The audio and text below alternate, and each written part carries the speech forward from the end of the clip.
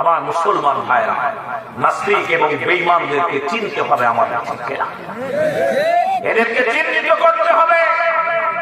শুধু তাই নয়, কিছুদিন আগে আপনারা দেখেছেন এদেশের এক হাত দাড়িওয়ালা টুপিওয়ালা আব্দুল্লাহ ইবনে উবাই ইবনে সুলুলের উত্তর সরিয়া তারাও এদের সঙ্গে হাত মিলিয়ে এদেশে ইসলামকে যাতে প্রতিষ্ঠিত না হতে পারে সেজন্য তারা চক্রান্তে মেতে উঠেছে, ঠিক না?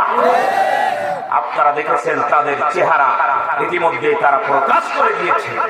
আমার মুসলমান ভাইরা, যতদিন পর্যন্ত এই নাস্তিক বেঈমানরা এদেশে বাতিলের সঙ্গে হাত মিলাবে ততদিন পর্যন্ত ইসলামী আন্দোলন সফলতায় রূপ দেওয়া আমাদের জন্য কষ্ট হয়ে যাবে, ঠিক না? কারণ কোরআন প্রতিষ্ঠার অন্তরায় তিন শ্রেণীর মানুষ সবচেয়ে বেশি প্রতিবন্ধকতা সৃষ্টি করে। জোরে বলেন, কয় শ্রেণীর মানুষ? তিন শ্রেণীর মানুষ।